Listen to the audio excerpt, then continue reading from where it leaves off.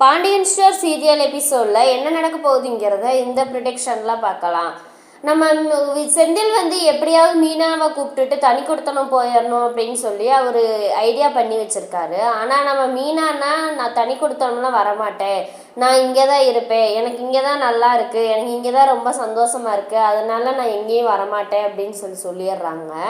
சொல்லவுமே செந்திலுக்கு வந்து ரொம்ப கோபமாயிருது. அதனால அவங்க அப்பாட்ட போய் எப்படியாவது மீனாட்ட நீங்களாவது எடுத்து கொஞ்சம் சொல்லுங்க அப்படின்னு சொல்லிட்டு வந்துடுறாங்க. இங்கே என்னடானா நம்ம மீனா, அரசி, செந்தில் 3 பேர் உட்காந்துருக்காங்க. அந்த நேரம் பார்த்து நம்ம அரசி வந்து அண்ணே எனக்கு ஒரு டவுட்னே அப்படின்னு கேட்குது. டவுட்லாம் என்கிட்ட கேட்காத, நீ உங்கள் அண்ணிகிட்டே கேளு அப்படின்னு சொல்லிடுறாங்க. ஃபோனில் நீங்கள் இப்போ என்ன பண்ணிகிட்ருக்கீங்க, பாவம் பிள்ளை டவுட்டு கேட்குறதில்ல, சொல்லித்தரலாம்ல அப்படிங்கவுமேனு, இல்லை நீயே சொல்லிக் கொடு அப்படிங்கவுமேனு உடனே அரசி சொல்லிடுறாங்க. அண்ணன் ஆன்லைனில் ஷாப்பிங் பண்ணிகிட்டு இருக்காங்க அப்படிங்கவுமே, என்ன தேவையில்லாத வேலையை பார்த்துட்ருக்கீங்களா, இன்னும் அடுத்த மாதம் சம்பளம் வர்றதுக்குள்ளே என்னென்ன அந்த சம்பள பணத்தில் என்னென்ன செலவு பண்ணலான்னு பற்றி யோசிச்சுட்டு இருக்கீங்களா அப்படின்னு சொல்லவுமே, அப்படியெல்லாம் ஒன்றும் இல்லை அப்படின்னு பேசிக்கிட்டு இருக்காங்க. அந்த நேரம் பார்த்து நம்ம பாண்டியன் வராரு.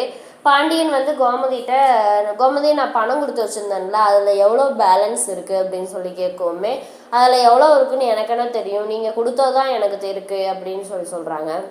எதுக்காக இப்போ அந்த பணம் அப்படிங்கும், இல்லை கடைக்கு சாமான் வாங்கி போடணும், அதுக்கோசரம் தான் வேணும் அப்படின்னு சொல்லவுமேனு உடனே மீனா சொல்கிறாங்க, மாமா நீங்கள் கொடுத்த 10 லட்ச ரூபா பணம் வேணும்னா என்கிட்ட இருக்குது, அதை வேணுமா தரட்டுமா அப்படிங்குமே, ஏம்மா இன்னும் அதை லோன் கட்டி முடிக்கலையா அப்படிங்கும், இல்லை லோன் உடனே அப்படி கட்ட முடியாது, சில ப்ராசஸ் இருக்குது, அதனால் முடியறதுக்கு ஒரு 2 வாரம் ஆகும், அதனால நீங்கள் வந்து இப்போதைக்கு அந்த பணத்தை கொடுக்குறேன், நீங்கள் வாங்கிக்கோங்க அப்படிங்கும். அப்படியெல்லாம் ஒன்றும் வேண்டாமா, நான் வந்து யார்கிட்டயாவது நான் வாங்கிக்கிறேன், நீ ஒன்றும் கவலைப்படாத, நீங்கள் அதை ஃபஸ்ட்டு லோன் கட்டி முடிங்க அப்படின்னு சொல்லிடுறாங்க. அப்புறம் கோமதிகிட்ட கேட்டுட்டு பணத்தை ரெடி பண்ணிடுறேன் அப்படின்னு சொல்லிக்கிட்டு இருக்காங்க. அப்புறம் வந்து நம்ம செந்தில் வந்து மீனாவுக்கு ஃபோன் பண்ணி உள்ளே வர சொல்லிடுறாங்க. உள்ளே போய் சத்தம் போடுறாங்க, ஏன் மீனா இப்படி தேவையில்லாத வேலையை பார்க்குற அப்படிங்கும். நான் என்னங்க பண்ணேன் அப்படின்னு சொல்லவுமேனு, இப்போ எதுக்காக அப்பா கொடுத்த பணத்தை வந்து மறுபடியும் அவர்கிட்ட கொடுக்குறேங்கிற, நியாயமாக அவர் தான் எனக்கு வேலைக்காக 10 லட்ச ரூபா பணம் கொடுக்கணும், அதை வந்து அவர் எப்படியோ இவ்வளோ பிரச்சனைக்கு அப்புறம் இப்போ கொடுத்துருக்காரு, அதை மறுபடியும் நீ அவர்கிட்ட கொடுக்குறேங்கிற அப்படிங்குமேனு, ஆமாம் அவருக்கு இப்போ தேவைப்படுது, கடைக்கு சாமான் வாங்கணும், வேற ஒரு ஆள்கிட்ட கடை வாங்குறேங்கிறாருல, அதனால தான் நம்மளே கொடுக்கலான்னு சொல்லி நான் யோசித்தேன் அப்படிங்குமே, அதெல்லாம் ஒன்றும் வேண்டாம், அந்த இதை வச்சு தான் நான் நிறையா ஐடியா போட்டு வச்சுருக்கேன், ஃபர்னிச்சர்லாம் வாங்கணும் அப்படிங்குமே, எதுக்கு, அதான் நம்ம வீட்டில் தான் கட்லு எல்லாமே இருக்குல்ல அப்படி, நான் யார் இந்த வீட்டுக்கு வாங்குறேன்னு சொன்னால், அந்த நம்ம அவுட் ஹவுஸுக்கு வாங்கிக்கலாம் அப்படின்னு சொல்லவுமேனு, இப்போ யார் குவார்ட்டர்ஸுக்கு போகிறேன்னு சொன்னது அப்படிங்கவும், நான் தான் போகலன்னு முடிவெடுத்தாச்சுல, நீ மட்டும் முடிவெடுத்தா போதுமா, நான் எடுக்க வேண்டாமா, நீயா தான் சொல்லிக்கிட்டு இருக்க அப்படிங்க. இங்கே பாருங்கள், உங்களுக்கு தேவைன்னா நீங்கள் போங்க, நான் வரமாட்டேன், நான் இங்கே தான் இருப்பேன், எனக்கு இங்கே தான் வந்து சந்தோஷமாக இருக்குது அப்படின்னு சொல்லிட்டு போயிடுறாங்க.